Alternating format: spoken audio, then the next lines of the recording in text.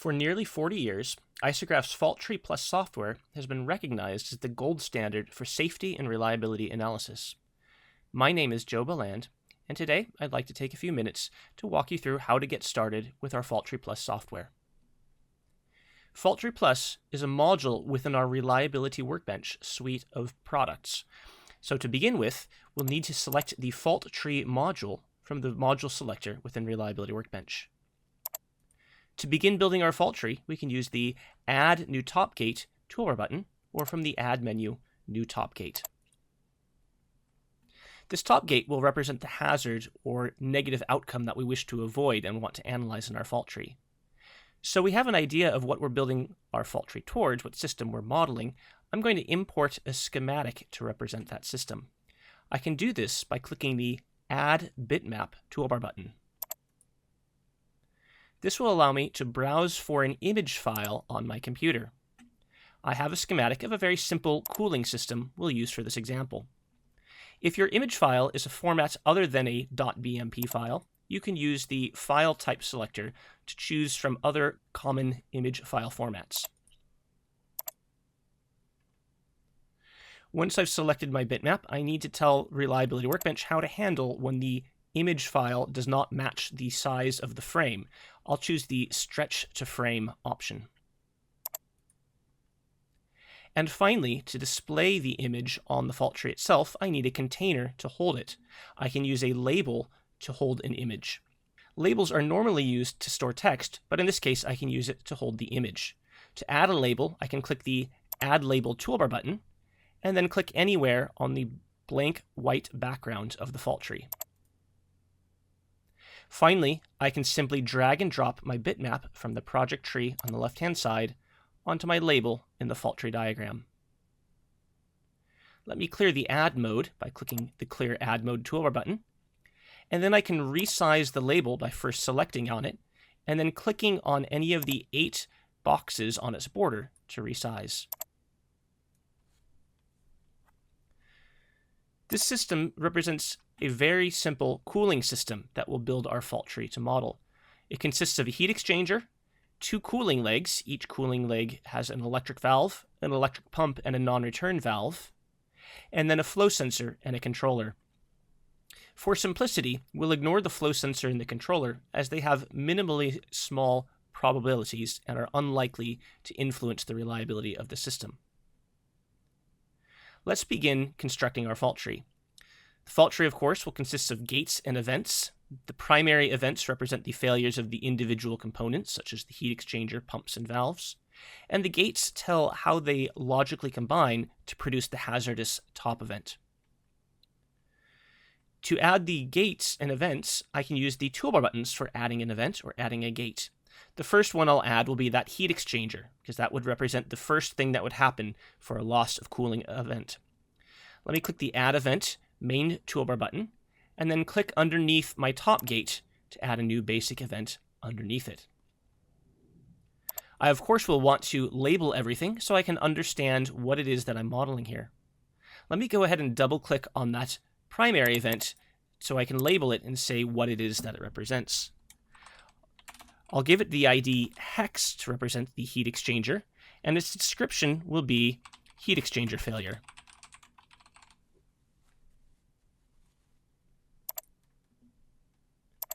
Before I get too far, I might want to do the same thing for my top gate. My top gate, of course, represents a loss of cooling, so I'll simply call its ID cooling, and the description total loss of cooling. As I build through the fault tree, keep in mind that IDs must be unique. They are the primary keys of the database. So what would lead to the total loss of cooling? Well, the heat exchanger failure, as I've already modeled, but then a loss of cooling to the heat exchanger. The 2 cooling legs are designed to provide continuous cooling, and a loss of both legs would also cause a loss of cooling.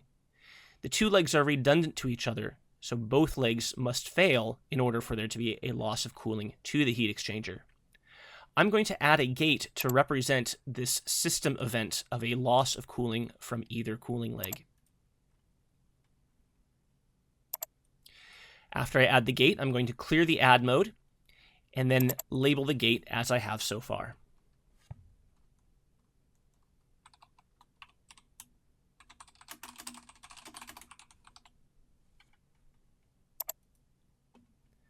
For now, let's just focus on the first cooling leg, consisting of electric valve 1, electric pump 1, and non-return valve 1.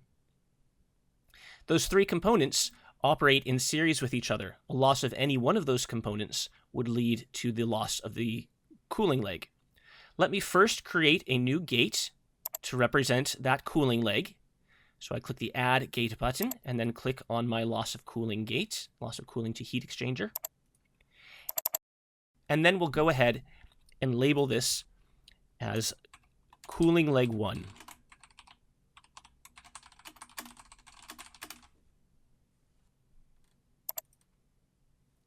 As I mentioned, there are three components that could contribute to this loss of cooling, so we'll add 3 primary events to represent each one of these 3 components. I'll select the Add Event toolbar button, then click 3 times on the cooling leg 1 gate.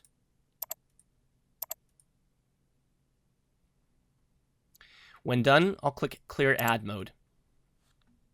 Now at this point, I would like to point out that there's an easier way to label things than going through the program dialog each time. I can obviously double-click on an item to be able to add text information, but another easier approach might be to use the grid view. The grid view gives me a table view of various data in the reliability workbench and makes it easier sometimes to enter text information. In this case, I'll select the Diagram and Grid Right Window option, and this will show the grid view at the bottom underneath the FaultTree diagram. The next thing I want to do is choose the table of data that I want to edit, and then in this case, that will be the primary events table. And finally, the grid view is always sorted based on my selection in the project tree on the left-hand side. So I'll want to click on a node with relevant data. So in this case, I'll expand my FaultTree pages and click on my cooling top gate. Now we can see the 3 primary events, EV1, EV2, and EV3. The table view provides an easier way of editing this information. EV1 will represent our non-return valve 1.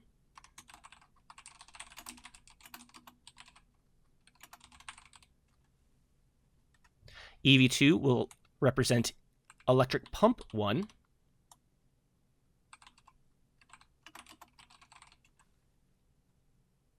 And EV3 will represent electric valve 1.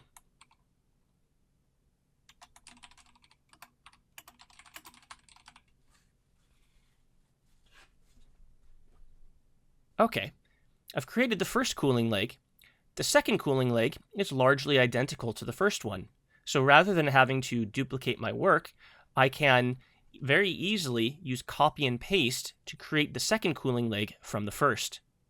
To accomplish this, I can simply choose my loss of cooling leg 1 gate, and then either use the keyboard shortcut Control-C, or if I right-click, I can select it from the context menu, or use the toolbar menu option, or the normal copy option that many programs have. And then, once I've copied it to the clipboard, I choose the new parent, that would be the loss of cooling to heat exchanger gate, and then I can choose the Paste Special option, or Control-W. Paste Special will create a new object from the object that has been copied. It's a new and unique and distinct object that is separate from the first, but has very similar properties. When I choose Paste Special, the program will ask me if there's any objects that I want to retain as the same object in both locations. In this case, that's not true, so I'll go ahead and click OK to add my second cooling leg. Let me move my bitmap so it's no longer covering the heat exchanger primary event. Notice that when I created the second copy, all of the IDs were updated with number 2. The program will automatically increment numbers at the end. However, the descriptions were not updated. I would then want to go through and manually change the descriptions, or even perhaps use the Find and Replace feature to find in the description field, find the number 1, and replace it with the number 2 where appropriate. That's electric pump 1, that's okay. Let's skip over that one. This is electric pump 2, let's replace that one. Electric valve 1 is okay. Electric valve 2, let's replace that one. Non-return valve 1 is okay, but let's replace the one for non-return valve 2.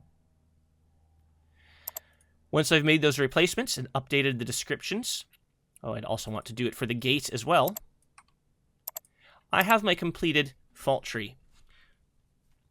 One more thing I would also need to change is add the redundancy of the two cooling legs. Leg 1 is redundant to leg 2, which means a failure of both of these must occur in order to lead to a total loss of cooling. And in order to accomplish that, I can change this gate to an AND gate. Again, if I double-click on the gate and choose the type as AND, that indicates that I have to have one failure from each of these two sides in order for the failures to propagate up and cause the total loss of cooling hazard as my top gate. This represents the qualitative model of the fault tree.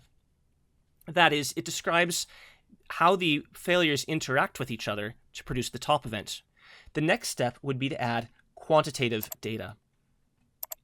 Quantitative data includes the failure rate values, the failure rate, mean time to failure, repair rate, mean time to repair information, or even a test interval or a time at risk or exposure time, depending on what sort of system and what kind of failure data I have. Let's take a look at how to input failure rate information into the fault tree. For this tutorial, we'll assume failure rate information is known, but there might be other ways of getting it if the failure rates are not known. I don't want to cover them in detail in this video. I'll save those for another topic, but just 3 quick suggestions of where we might obtain our failure rate information from. One would be the parts library. If you have a license for Isograph's IAEA or NPRD parts libraries, we can copy failure rates directly from them. Secondly, would be from the reliability prediction module. Reliability prediction can calculate failure rates for electronic devices based on the kind of device and the environment in which it's being used. The third suggestion would be Weibull analysis. Weibull analysis can analyze historical data, such as a work order history or failure history for a device, and calculate failure distributions and parameters that would explain or quantify the failure rate of a device. To enter the failure rate into the basic events, I can simply double-click on any event. In the Event Properties dialog, there's a failure model selection where I can input failure data. Let me create a new local failure model. A local failure model will be attached to this one event only. As before, I'll give the failure model a unique ID and enter my failure model information appropriately. The failure model type will vary based on the kind of failure data I have and the failure characteristics of the component. Primarily, this is chosen based on whether or not I have a failure rate or a mean time to failure, whether or not the component is repairable, whether or not failures are immediately revealed or are dormant, whether or not there's a exposure or time at risk for the component, and many other factors. In this particular example, I will be using the rate-mttr to tell the program that I have a failure rate and a mean time to repair. In this particular case, my data sheet tells me that I have a failure rate of 0.01 failures per year for the heat exchanger and a mean time to repair of 96 hours. I'll enter those two values as is, but there will be a little bit of data conflict between these two. The default units options for Reliability Workbench requires that all values be entered using the same units. That is, my failure rate and MTTR value should be using the same units. In this particular example, my datasheet provides the times to repair in hours and failure rates in years. I can customize this in Reliability Workbench to match my input datasheet. Let me select OK to first add that failure model, and then OK once more. Next, I'll go to the project options, which can be accessed via the Tools main menu, Options submenu, and then the project selection from the Options flyout menu. In the project options on the General tab, I can tell Reliability Workbench what units I would like to use. In this case, I'm going to uncheck the unspecified and then tell the program that my failure rates are in failures per year and my mean times to repair are in hours. Now, when I go back and edit the heat exchanger failure model, and click the Edit Assigned Failure Model Properties button, you'll see the little label next to the field to let me know what units Reliability Workbench is expecting for those values. Let me continue on in this process for the remaining basic events in the fault tree. In addition to local models, Reliability Workbench has the option of creating generic models. Generic failure models allow you to reuse the same failure information for multiple basic events. For instance, non-return valve 1 and non-return valve 2, being the same kind of equipment, most likely have the same failure rate. To create a generic model, I can click the Add Failure Model toolbar button. Let me go ahead and add a failure model for the non-return valve. My datasheet says I should be using the rate-mttr. The failure rate is 0.05 failures per year, and the mean time to repair is 8 hours. Once I've created the failure model, you'll see it under the generic data node in the project tree on the left-hand side. I can drag and drop it into my fault tree by simply clicking on it and placing it on the event or events to which I want to attach it. Continuing on this fashion, for the other two component types, electric pump and electric valve, I'll create two new failure models. For the electric pump, it has a failure rate of 1 per year with a mean time to repair of 72 hours. I can also additionally assign it by double-clicking the event and using the binoculars to select an existing generic failure model and choosing that pump failure model. Or, as usual, drag and drop. And finally, I'll add one last failure model for the valve itself.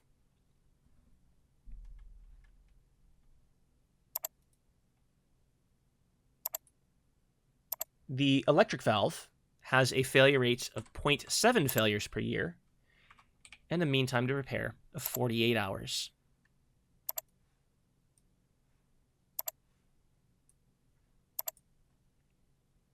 I've added the quantitative data, which can be used to calculate probabilistic parameters for the top gate, but there's still a few behaviors that I need to capture. Firstly, cooling leg 2 involves standby or dormant components. The failures of these devices are not immediately revealed. In order to model that, I need to use the dormant failure model and include a test interval, which tells how often we check to see if the component has failed. To add this test interval, I'll need to modify the failure model. Obviously, this only affects the components in cooling leg 2 and not in cooling leg 1. That means I'll need to break that relation, that generic model. Non-return valve 2 needs to use a separate failure model from non-return valve 1. So I'm going to go ahead and click the Create a New Local Model for non-return valve 2, and it will create a new model, but populate it with the information I had already entered. Let me go ahead and set the model type to dormant and enter my test interval of 0.08333 years, which of course is the decimal representation of 1/12. And this is how I would tell the program that my test interval would be monthly. In other words, we're conducting monthly tests on the device to make sure it's still operating as normal. I'll duplicate this for the pump 2 and valve 2 using the same procedure to create a new local model, setting the model type to dormant, and entering the test interval.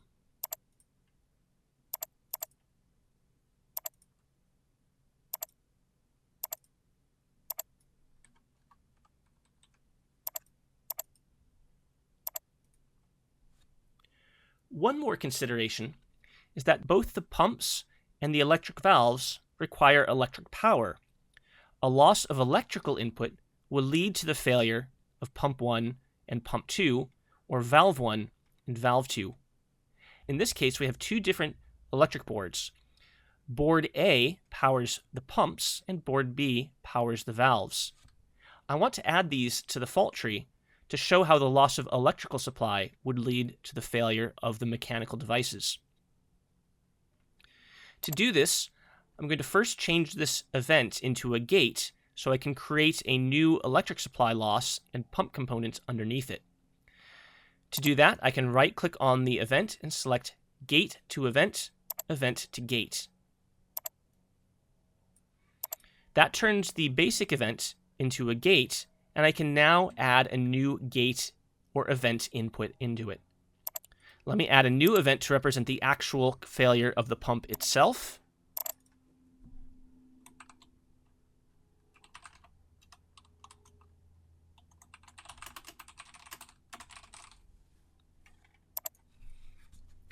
And another gate to represent the loss of electric power. A loss of electric power will be represented by a separate fault tree diagram. In this case, I mentioned that it was electric board A, or ELEC A, that is powering the pump 1. I'll go ahead and do a similar thing for valve 1, turning it into a gate, adding a new event and a new gate underneath it, and then adding the ELEC B, or loss of supply from electric board B, that would lead to a loss of the electric valves. Let me reapply my failure models to the new devices.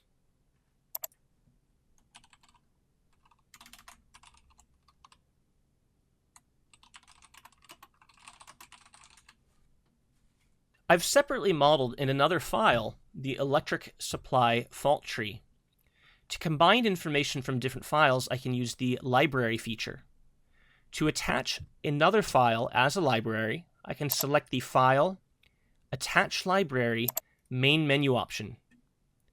I'll then browse to my Reliability Workbench projects directory and find the file that contains the electrical system.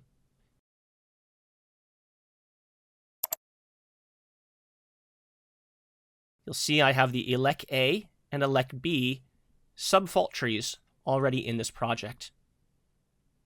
To move them into my current project, I can either drag and drop them, or I can copy and paste them.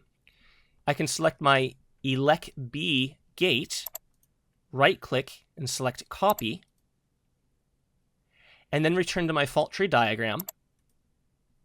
Select the gate above ELEC B, the parent of the ELEC B gate, right-click, and select Paste. Reliability Workbench will see that I have two gates in my current project that have the same IDs as gates from the library project, and automatically match them up, add the descriptions, and create the rest of the fault tree structure underneath them. The blue square indicates that the inputs to this gate appear on a separate page.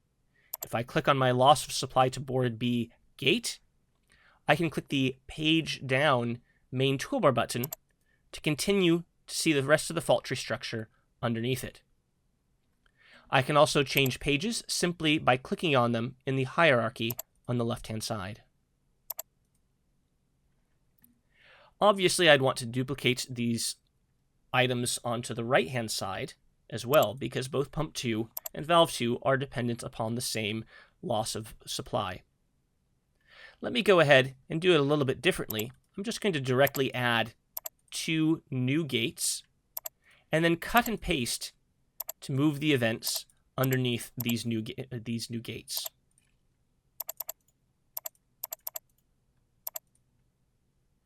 And similarly, I'm going to copy and paste to move the electrical supply gates underneath the new system.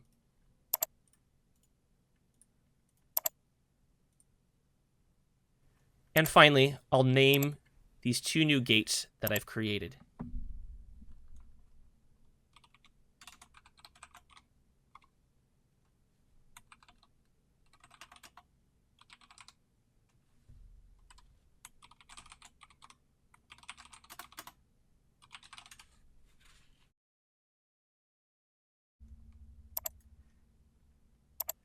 Now that I've completed my fault tree, I'm ready to run the analysis and view the results.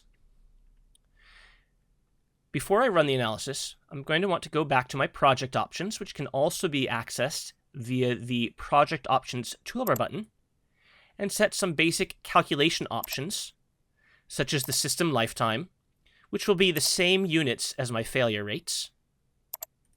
Let's go ahead and set that to 10 years. I also want to view the complete minimal cut sets. In order to tell Reliability Workbench to do that, I need to tell it to use the custom calculation options to expand the minimal cut sets so I can view all failure combinations that would lead to the occurrence of the top gate. Once I've set the calculation options the way I'd like, let me also turn on a sort cut sets by probability. That way the most likely cut set will be listed first. I can run the analysis by clicking the green Perform Analysis traffic light icon. The program will run the analysis very quickly on this small fault tree and display the results underneath the top gate. I can view more detailed results by clicking the Q equals Results Summary toolbar button. In the Results Summary dialog, I can choose a gate for which I want to view the results. In this case, I'll click on my top gate, and then beneath that, it will show me a summary results for that gate, the unavailability, frequency, unreliability, downtime, and various other performance measures. In the cut sets section, I can see all combinations of faults that would lead to the occurrence of the top gate, as well as their probabilities.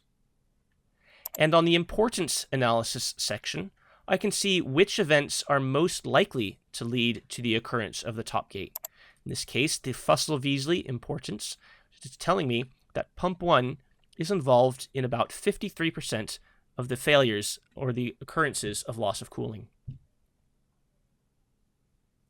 These results can all be printed in reports. If I go to the report viewer, I can browse pre-built reports that come with Reliability Workbench. Pre-built reports would include the FaultTree diagrams report, or reports of the results.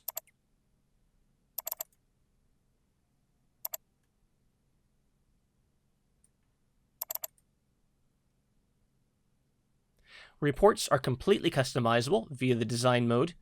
Customizations would include minor changes, cosmetic changes, such as the fonts and the colors, or more major changes like creating a custom SQL query to generate the background data for the report.